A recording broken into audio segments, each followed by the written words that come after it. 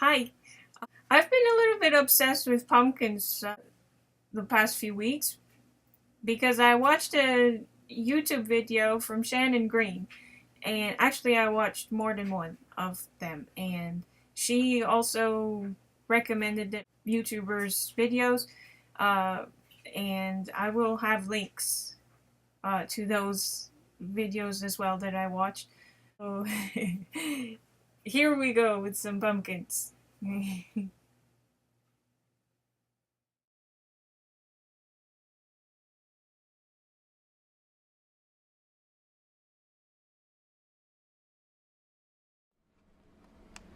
Okay, so here's my pumpkin patch.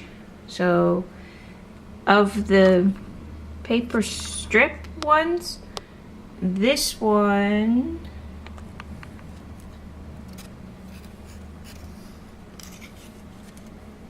and this one are my favorites. That's why they got leaves. And those other ones didn't. I still like those, but not as much. My stems are just pieces of rolled up paper, but this one is with crimped paper, and I like that. Those three are with book text, and yeah, so these two are with the rolled crimped paper, the cardstock. And of these four here, my favorites are that one and that one, the polka dot ones. And this one is made with white label stickers. They were round, and I colored them up with markers and stuff. I really like my paper tube pumpkin, the way it turned out. I made the stem out of the paper tubes as well, and I put one of the ladybugs that my sister gave me on there. But yeah, I really like that pumpkin, the way it came out.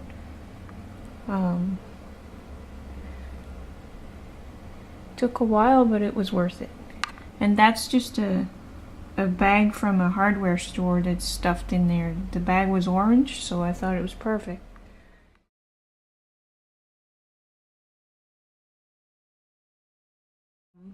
And I just finished this one today. I made most of it. I had cut up the books, yeah, weeks ago. But I wasn't satisfied. I thought that it wasn't full enough. But I ran out of books to cut up. But then I was gifted a bag full of the books. These are like romance novels, and I cut them up, and as you can see, I kept the part of the book, of the binding. I didn't cut it off, and so that made my stem. So this kind of good. So anyway, yeah, it's still not really as full as I want it to be, but I can't really put another book in there because the stem won't work anymore if I do. I used my glue gun to kind of attach the stems to each other, and I cut each page irregularly on purpose because to me that looks more like a pumpkin. Some are bigger, some are small, and you can probably see here I had started to edge each one with marker, but the marker was supposed to be orange, but it was looking more red to me, so I cut those off. I trimmed the orange part off. I had done it to only one book, so yeah.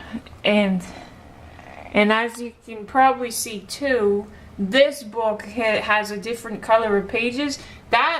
Those are actually quite nice. They're a good color for the pumpkin. But the other books weren't that way, so. But anyway, so there's the result of my book pumpkin. Book text really makes me ridiculously happy for some reason in art projects, and I've been just going crazy with it lately. So anyway, so there's my paper pumpkin patch. So I had even tried to make a pumpkin with a toilet paper tube, but as you can see, it really didn't work. I couldn't figure out how to make the top work better, and so yeah, this was a failed one. But I tried. Hi, if the camera will cooperate with me, I'm going to show you how to make a carrot jack-o'-lantern type thing. Well, sort of.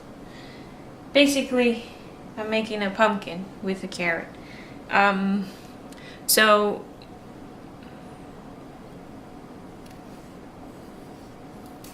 you cut the top end, and a fatter carrot, by the way, like fatter works better. So the end where the stem or whatever you call that, so you cut that off, don't throw it out. Choose how big you want your carrot to be. I mean your pumpkin. I chose that size. Now, it probably would have been easier to peel the carrot before this stage. I forgot that detail. But anyway, just peel your carrot, and while you're peeling it, if you try to make it look like ridges on a pumpkin, that's kind of cool. And then you just use your knife and carve your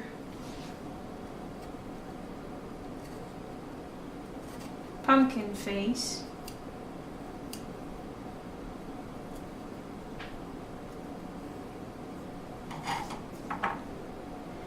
And it's probably not the easiest thing to dig them out, but you can do it. See, you get the idea. And you can eat the bits.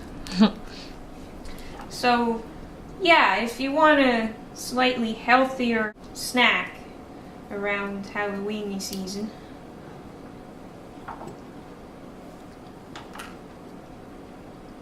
this is a good one. And just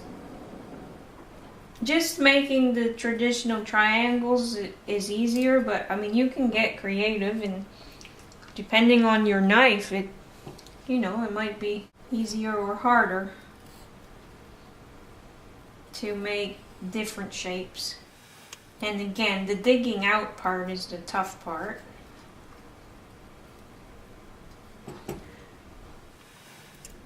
I'm just using the end of the dig out part thing of the peeler. There you go. So you see the face. Okay, and I'm going to shape it a bit more, just using my knife still. Just make it a bit rounder on the... But I'm trying to make sure that I still have a flat space on the bottom so that it'll still stand up. Okay, and I'm going to shape up here a little bit. But before I do, I'm going to put the thing back on top.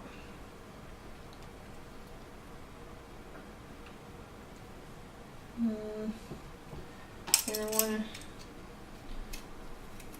I want to peel that too. Yeah, it would have been easier to peel the carrot before doing this. I forgot to do it. So then figure out how it went. Well, that probably wasn't it, but I'm going to do it that way anyway. And there you go. I've decided not to cut the top after all. Not to shape the top anymore after all. So there you go. There's a little pumpkin.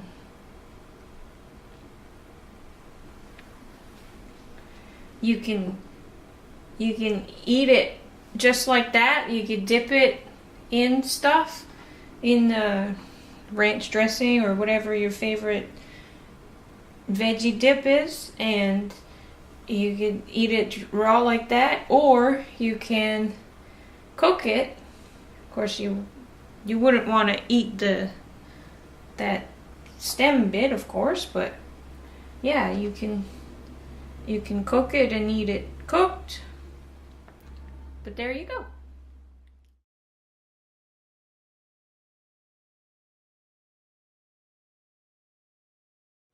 Okay, next I'm going to show you how I make pumpkins out of oranges, which is very similar, but basically you're just going to use your knife, carve a face into the peel. Try not to get too far in so that you're not peeling the whole thing. Well, you are, but I mean that you're not. You still have a lot of the white part of the peel showing. And again, you can get more creative, but just for demonstration purposes, I'm just doing an easy triangle shape. So you have the eyes. I'll try and make a round nose, see if it works. It's kind of cute. Round nose. And then a mouth, of course. If I can find them, I will show you pictures of ones that I had made before, and I had made paper hats for them, little witches hats, and placed them on top.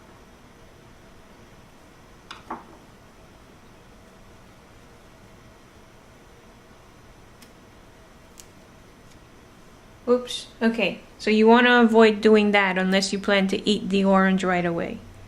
I went too far.